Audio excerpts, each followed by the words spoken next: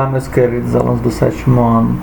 Hoje eu acredito que nossa aula será bem curtinha, porque a gente apenas vai concluir, né, a partezinha lá do capítulo 4, mudança na atmosfera.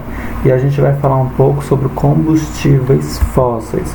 A gente viu que os combustíveis fósseis são o petróleo, o gás natural e o carvão mineral, certo?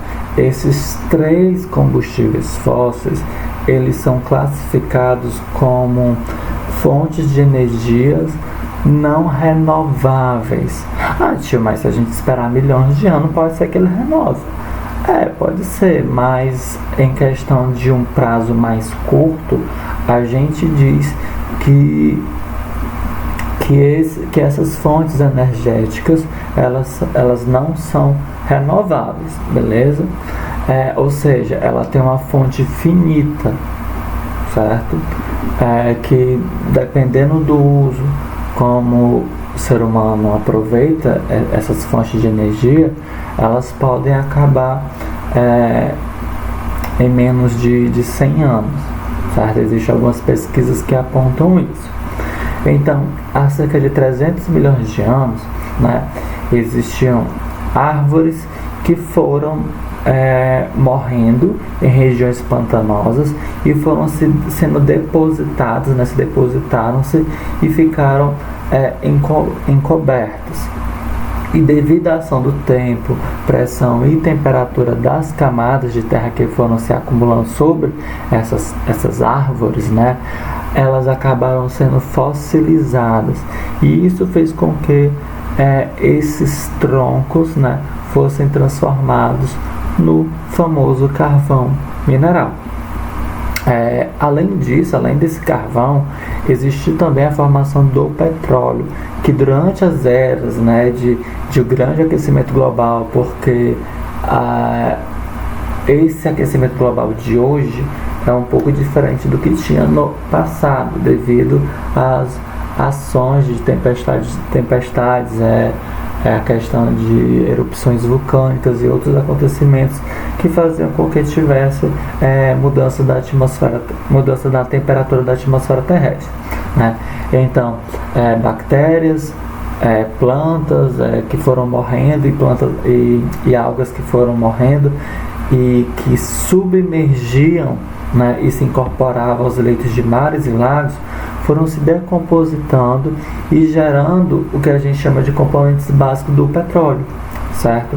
Além disso, as folhas e os outros resíduos de plantas terrestres iam sendo carreados para o fundo do mar pelos rios ou pela erosão, criando sob elevadas pressões e temperaturas condições para a formação do gás, certo?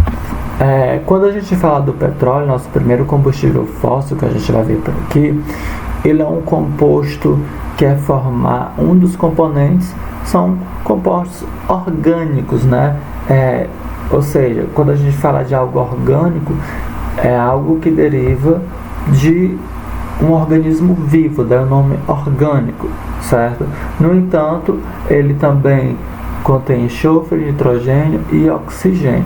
A gente diz que é uma mistura complexa de hidrocarbonetos.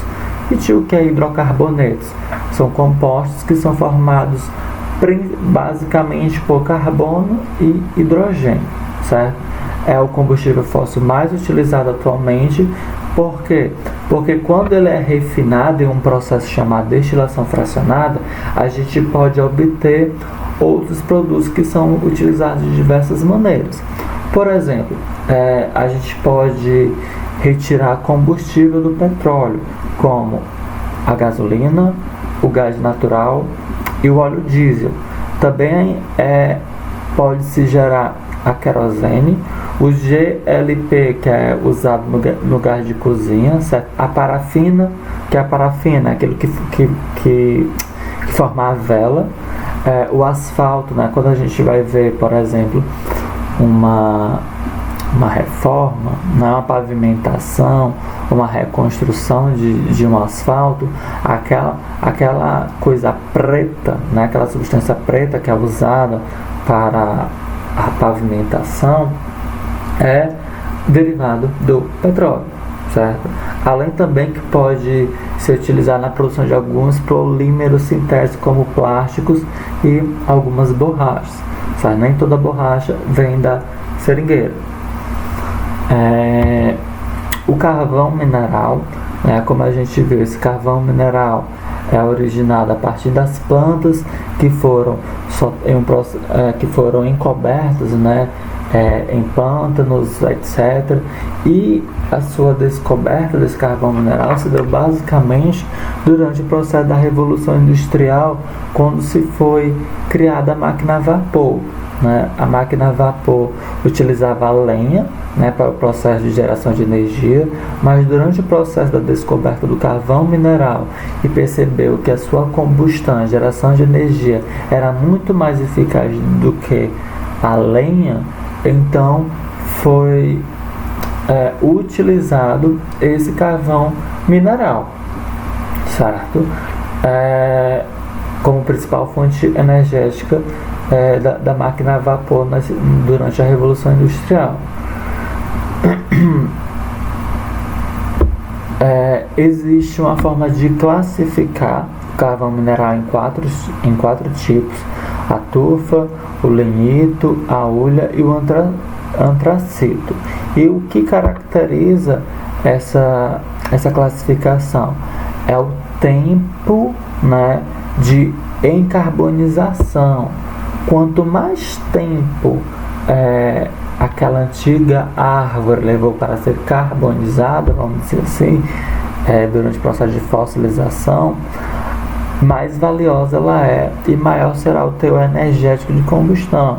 Então a gente percebe aqui, por exemplo, em nível de ser mais valioso, a gente tem o antracito, a hulha, o lignito e a tufa, sendo a tufa um dos mais comuns de serem encontrados.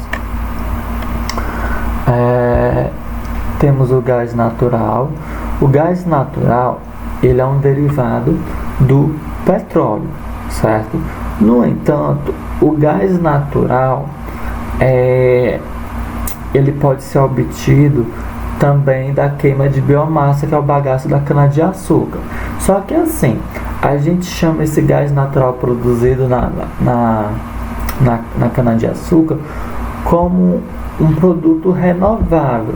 Já o gás natural, que é aquele que é derivado do petróleo, que não é uma biomassa, a gente diz que é não renovável, certo? Então vai depender da origem desse gás natural, sem falar que o gás natural obtido da cana-de-açúcar polui menos que o gás natural obtido do petróleo, certo? Ou seja, agride menos ao meio ambiente. Só que o gás natural, assim como os outros combustíveis fósseis, eles são os principais fatores para o agravamento do efeito estufa, que a gente já viu nas aulas passadas, certo? Vamos ver agora algumas, como a gente falou de fontes de energias não renováveis, como os combustíveis fósseis. Vamos citar aqui, lembrar algumas fontes de energias alternativas ou renováveis.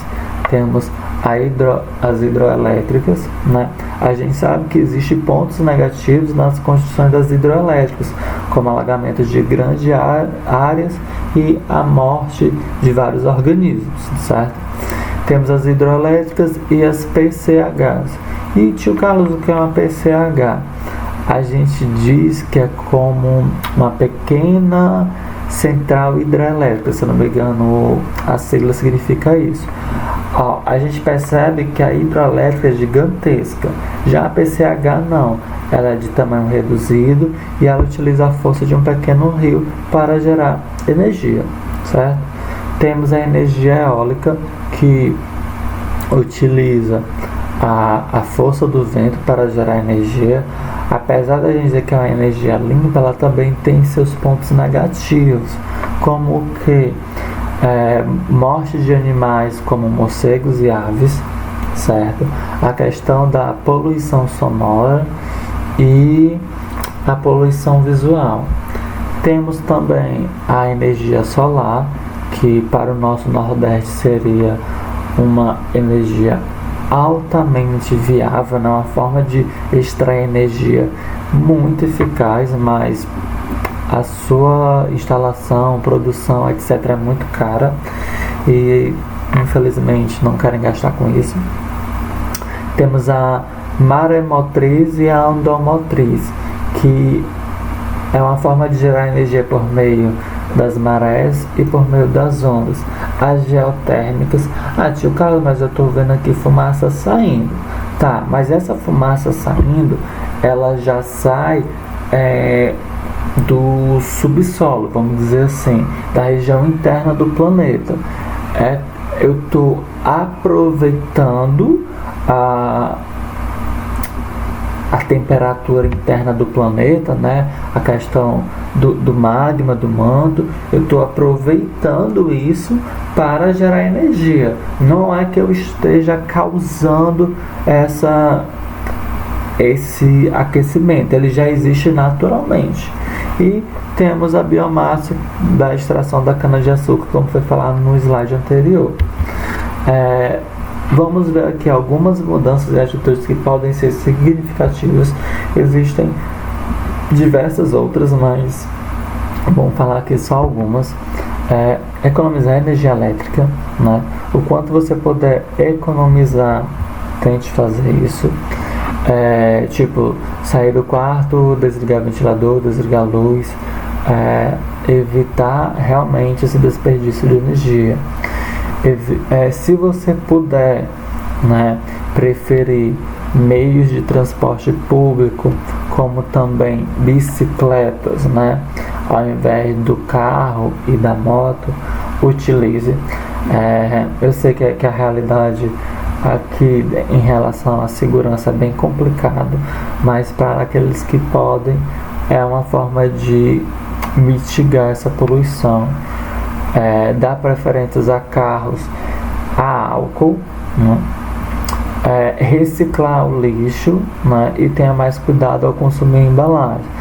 Tio, mas eu não reciclo nada, mas eu conheço alguém que recicla.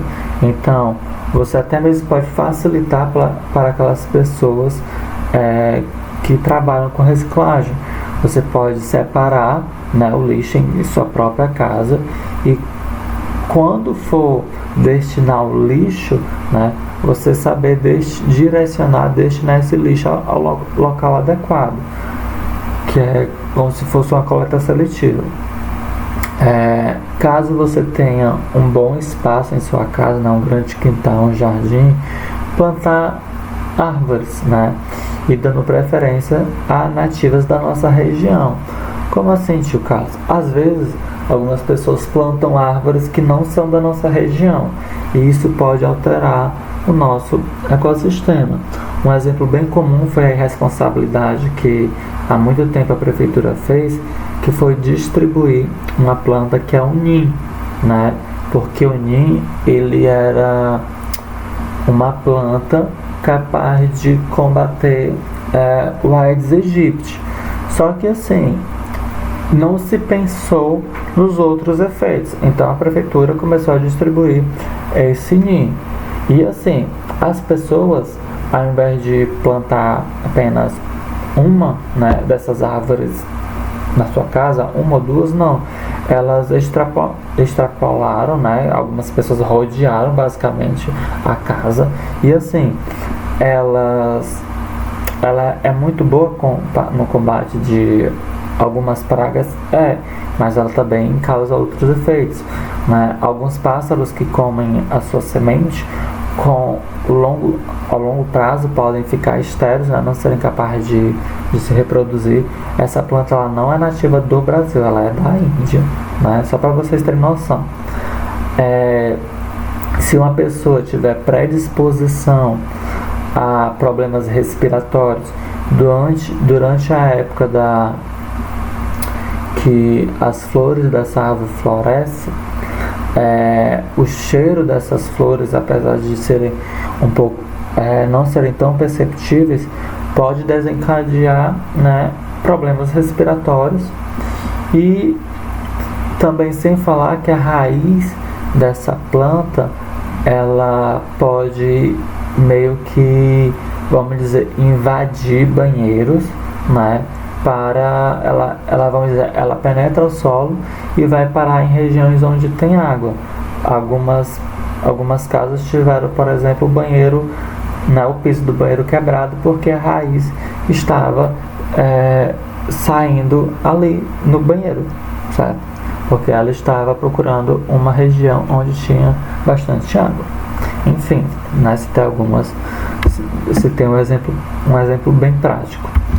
Então vamos aos exercícios, né? Vocês farão os exercícios presentes entre as páginas 289 e 308, certo? Então, um forte abraço, um grande beijo, vamos ficando por aqui e tchau, tchau.